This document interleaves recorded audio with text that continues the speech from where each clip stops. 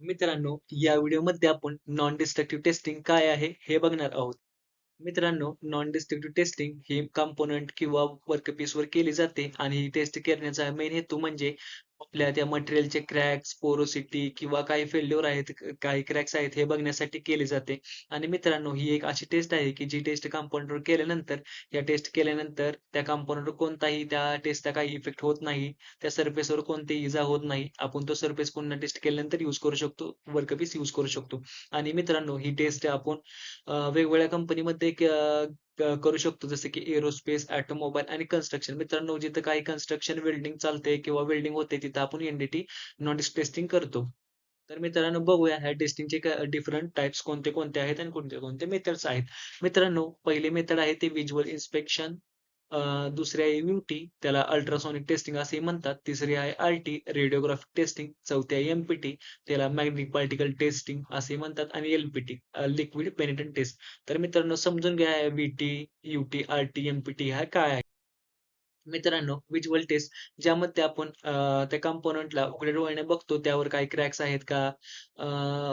सरफेसवर काही slots, groove काय आहेत का? आणि त्यानुसार आपण चेक करतो. आणि चेक करण्यासाठी मित्रांनो, आपल्याला मॅग्निफाइंग ग्लासेस किंवा मिरर किंवा बोरोस्कोप लागतो.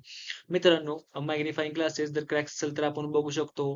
ते सरफेस झूम करण्यासाठी तो मॅग्निफाइंग ग्लासेस यूज होतो. आणि बोरोस्कोप मित्रांनो, बोरोस्कोप म्हणजे ज्यामध्ये एक वायर असते आणि त्या वरच्या साईडला कॅमेरा असतो मित्रांनो. आणि जर आपण आता एक्झाम्पल घेऊ शकता मित्रांनो, जर तुम्ही सिलेंडर असेल आणि त्या सिलेंडरच्या बाहेरनं तुम्ही वेल्डिंग केली असेल आणि त्या सिलेंडरच्या आतच्या साईडची तुम्ही बाहेरच्या साईडची वेल्डिंग तुमच्या उघड्या डोळ्याने बघू शकता.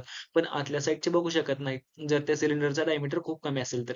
मग त्यासाठी मित्रांनो, आपण बोरोस्कोपचा यूज करतो. त्यातनं कॅमेरा करतो. कॅमेरा आपला पाठवतो आणि त्या घ्यायला बोरोस्कोपला स्क्रीन असते. त्या स्क्रीनवर आपण बघू शकतो, की आत काय मटेरियलमध्ये डिफेक्ट आहेत का? त्यासाठी बोरोस्कोप यूज करतो. आणि ह्या मेथडने मित्रांनो, आपण डिफेक्ट, क्रॅक आणि या गोष्टी पाहू शकतो.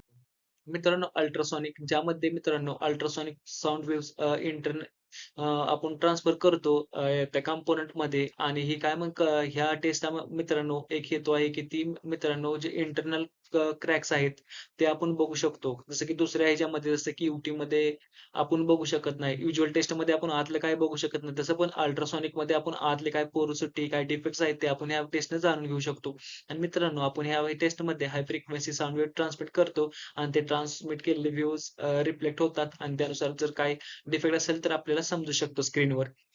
मित्रांनो, ही टेस्ट मोस्टली वेल्डिंग वर आपण करू शकतो. जिथे वेल्डिंग केली तिथं कास्टिंगच्या कंपोनंट्समध्ये काही डिफेक्ट आहेत का बघू शकतो आणि स्ट्रक्चरल कंपाऊंडमध्ये काय डिफेक्ट आहे हे बघण्यासाठी या मेथडचा यूज केला जातो.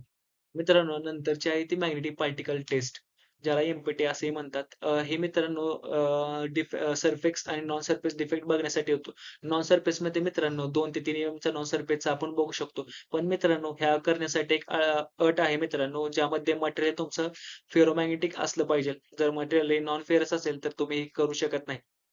आणि मित्रांनो, ही जी मेथड आहे ते नॉन फेरस पार्टिकल मटेरियलसाठी केली जाते, जसं की आयर्न आणि स्टील. आणि ही पण मित्रांनो, जे तुमचे डिस्कंटिन्यूटी, पोरोसिटी काय आहे ह्यासाठीच केली जाते.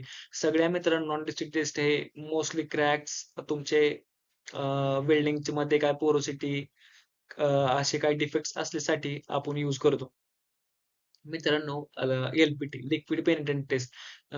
मित्रांनो, ही मेथड आपली सरफेस डिफेक्ट्स फाइंड करण्यासाठी. आणि ही मित्रांनो एल-पी-टी ही कॅपिलॅरिटी प्रिन्सिपल वर्क होते. मित्रांनो, कॅपिलॅरिटी प्रिन्सिपल म्हणजे एखाद्या means LPT means the phenomena of rise or fall of a liquid surface in the liquid surface in a tube which is held in vertically. मित्रांनो, एका म्हणजे तुम्ही ग्लासमध्ये घेऊ शकता एक्झाम्पल. एका ग्लासमध्ये एक वॉटर आणि त्यात तुम्ही एक ट्यूब हेल्ड केली आणि त्या ट्यूबमध्ये जर वॉटर इन्क्रीज झालं तर तुम्ही कॅपिलराइट असं म्हणू शकता. मित्रांनो, ह्या एन-पी-टीच्या नॉन डिस्ट्रक्टिव्ह टेस्टिंगचे काही एडव्हांटेज आहेत ते आपण आता बघूया. नॉन डिस्ट्रक्टिव्ह टेस्टिंग मित्रांनो, ह्या टेस्टिंगमुळे कोणत्याही तुमच्या वर्कपीसला किंवा आपण काही इफेक्ट करू शकत नाही. आणि मित्रांनो, ही एक मेथड आहे, कॉस्ट सेव्हिंग आहे. ज्यामध्ये ज्यामध्ये कमी कॉस्टमध्ये तुम्ही जास्त इफेक्टिव्ह आपल्याला रिझल्ट देते. जसं की काय फेल्युअर आहेत का? आणि मित्रांनो जर फेल्युअर असेल तर मग तो फेल्युअर जर तुम्ही आता इनिशियल स्टेजला नाही केला, तर मग परत जर तो वर्किंग कंडिशनमध्ये जर कॉम्पोनंट गेला, तर मग तो काय इन्क्रीजिंग होऊन मे बी फेल्युअर होण्याची शक्यता आहे. आणि मित्रांनो तुम्ही ही वाईड रेंजमध्ये मटेरियल यूज करू शकता. आणि आणि इरेग्युलरिटीमध्ये तुमच्या काही इन्फॉर्मेशन सर्व डिटेल्स देते कंपोनंटमध्ये पोरोसिटी क्रॅक्स आहे. त्यासाठी मित्रांनो तुम्ही इझिली अडॅप्ट करू शकता. आणि मित्रांनो लिमिटेशन हे मित्रांनो हे नॉन डिस्ट्रिक्ट टेस्टिंग करण्यासाठी तुम्हाला एक स्किल्ड वर्करची गरज लागते. मित्रांनो कॉस्ट इफेक्टिव्ह आहे, पण ती इक्विपमेंटची कॉस्ट इनिशियल कॉस्ट मित्रांनो तुम्हाला जास्त आहे. त्यामुळं एक लिमिटेशन आहे मित्रांनो. आणि काही-काही मटेरियलच्या काही-काही कंडिशन्स की तुम्ही एम-पी-टी त्यासाठी तुम्हाला मॅग्नेटिक वर्क पीस आहे तो मॅग्नेटिक पाहिजेल. अशा काही मित्रांनो लिमिटेशन आहेत. या व्हिडिओमध्ये एवढंच मित्रांनो. पुढच्या व्हिडिओमध्ये भेटूया नवीन काही